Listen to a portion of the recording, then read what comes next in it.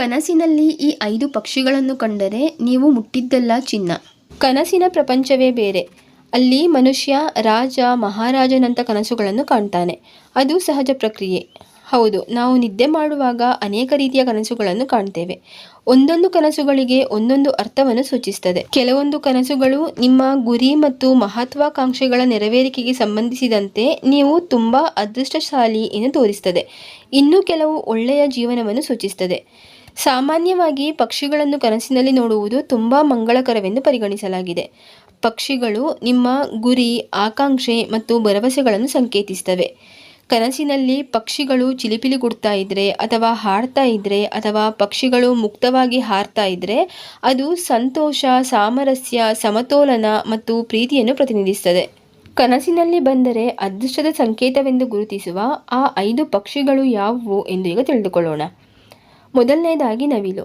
ನಿಮ್ಮ ಕನಸಿನಲ್ಲಿ ನವಿಲು ಕಂಡರೆ ನಿಮ್ಮ ಜೀವನದಲ್ಲಿ ಸಂತೋಷ ಮತ್ತು ಸಮೃದ್ಧಿ ಬರ್ತಾ ಇದೆ ಮತ್ತು ನೀವು ದೊಡ್ಡದನ್ನು ಸಾಧಿಸಲಿದ್ದೀರಿ ಎಂದು ಅರ್ಥ ಮಾಡಿಕೊಳ್ಳಿ.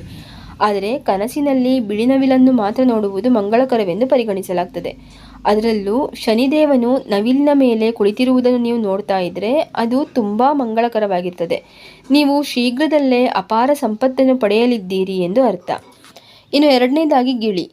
ಕನಸಿನಲ್ಲಿ ಗಿಳಿಯನ್ನು ನೋಡುವುದು ಒಳ್ಳೆಯ ಸುದ್ದಿಯ ಸಂಕೇತವೆಂದು ಪರಿಗಣಿಸಲಾಗ್ತದೆ.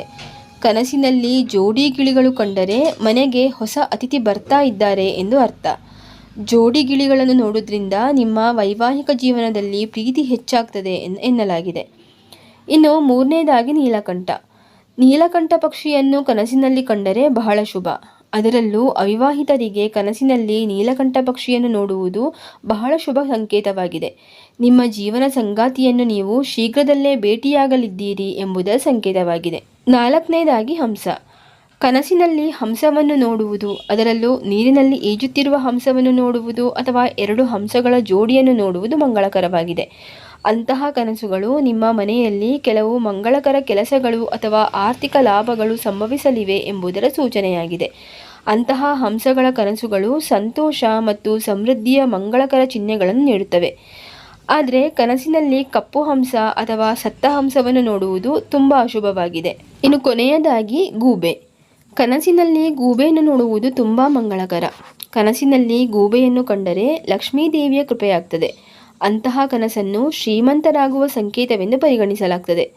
ಅಂತಹ ಕನಸನ್ನು ನೋಡೋದ್ರಿಂದ ವ್ಯವಹಾರದಲ್ಲಿ ಲಾಭ, ಉದ್ಯೋಗದಲ್ಲಿ ಬಡ್ತಿ ಅಥವಾ ಎಲ್ಲಿಂದಲಾದರೂ ನೀವು ಅನಿರೀಕ್ಷಿತ ಹಣವನ್ನು ಪಡೆಯಬಹುದು ಎಂದು ನಂಬಲಾಗಿದೆ. ಹೀಗೆ ಸ್ವಪ್ನಶಾಸ್ತ್ರದ ಪ್ರಕಾರ ಯಾವುದೇ ಕನಸು ಕಾರಣವಿಲ್ಲದೆ ಬೀಳುವುದಿಲ್ಲ. ಕನಸಿನಲ್ಲಿ ಕಾಣುವ ವಿಷಯಗಳನ್ನು ಭವಿಷ್ಯದ ಘಟನೆಗಳ ಸಂಕೇತವೆಂದು ಪರಿಗಣಿಸಲಾಗ್ತದೆ. ನಿಮ್ಮ ಕನಸಿನಲ್ಲಿ ಈ ಮೇಲೆ ಹೇಳಿರುವ 5 ಪಕ್ಷಿಗಳು ಬಂದರೆ ನೀವೇ ಅದೃಷ್ಟವಂತರು.